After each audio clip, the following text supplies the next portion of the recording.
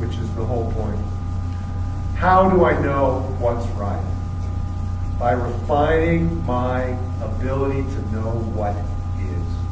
By having my head, my heart, my belly all functioning so that I recognize natural law. Natural law is another word for Tao. And another word for Tao is just the way it all works. The way things happen. The way the universe universes. This is the dynamics of Tao. So, I bring myself to a certain condition where if I'm not there, I'm in a position where I can operate out of what the Taoists call Wu Wei, which means non-action. It doesn't mean that I'm not in action. It means that the author of my action is not my small self. The author of my action is these centers that's harmonizing with truth. So my action is truth. That's the idea. So it's Wu Wei. It's effortless action.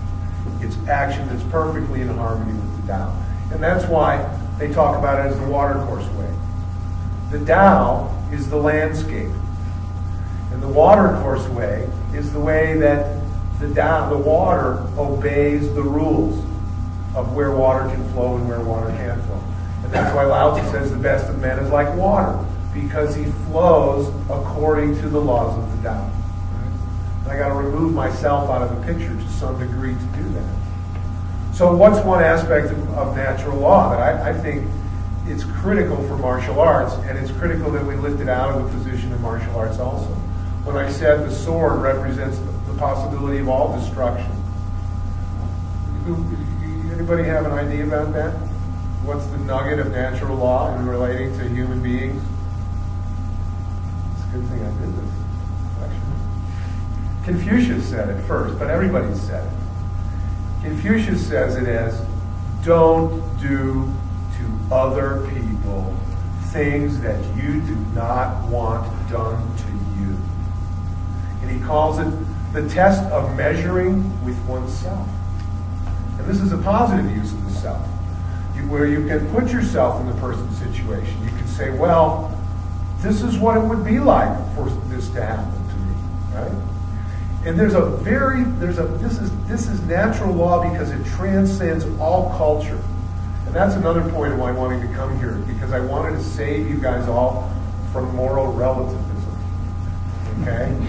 I just don't want you to be flopping around in the solipsistic universe. It would be a tragedy. And what that means is, we live in a culture that is morally relative, right?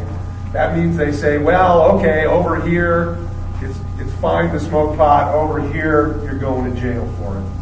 Well, the Tao didn't come up with that. Why? Because there's certain things we know intuitively in our head, in our heart, and in our belly about natural law. We don't need to be trained in. This is like Plato and the slave child, right? And one of them is do unto others like you would have them do unto you, right?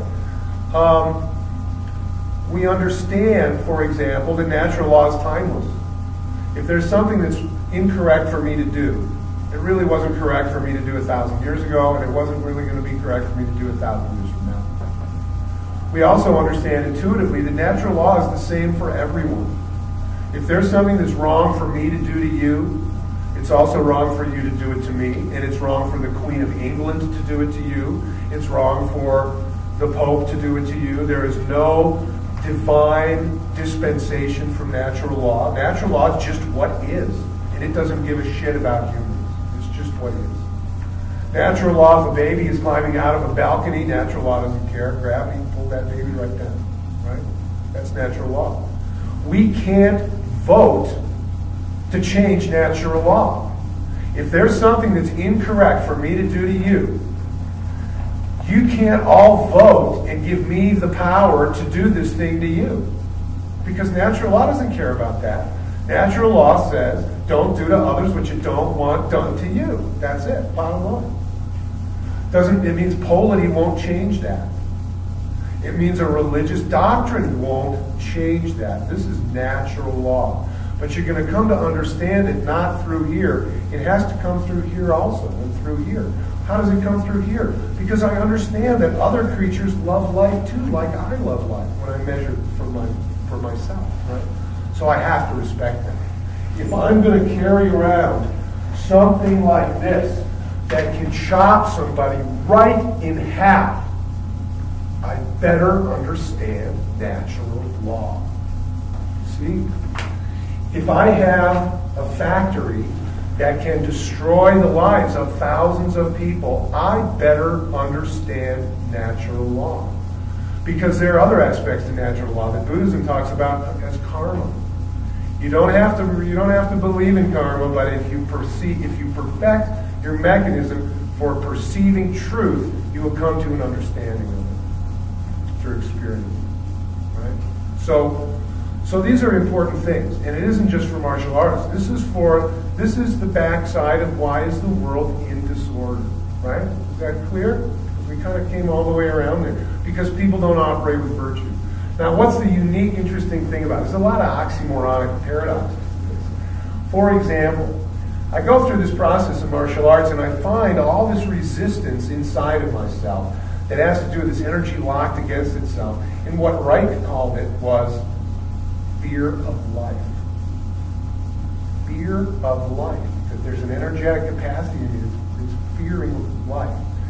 And what's interesting is that people who don't practice martial arts, who don't pursue self-defense, who don't go through this process, they are always constantly engaged in self-defense, 24/7, right? Because that's what all those resistors that hold back life energy, that's self-defense. So the oxymoronic thing here, the unique thing here, is that through perceiving this, you actually unfold it. You come to a place where maybe you can lose fear of life, right? What the yogis say is that when I finally get all of those obstructions and I finally perceive what is, what I will perceive will be Satchitananda, which means being, consciousness, bliss. So that's the takeaway. The best philosophy, the highest wisdom, the thing that empowers one to operate with virtue is this highest level realization of how things work. And I want to give you this in a very pragmatic way. I don't want you to think about this like, well, I'll never be Jesus. So no, because you don't have to be what do they call it? There's a name for someone who reaches final attainment in one lifetime. You don't need to do that. Every click up the ladder of perception pays you back in a little more dose of being consciousness. So it's the only game in town. You know, I mean, it is the game of philosophy. It is the game of going out into life and being happy. It's the game of getting what you want, but understanding what you really want. Right? Yep. So that's my thought for you to take away. Are there questions?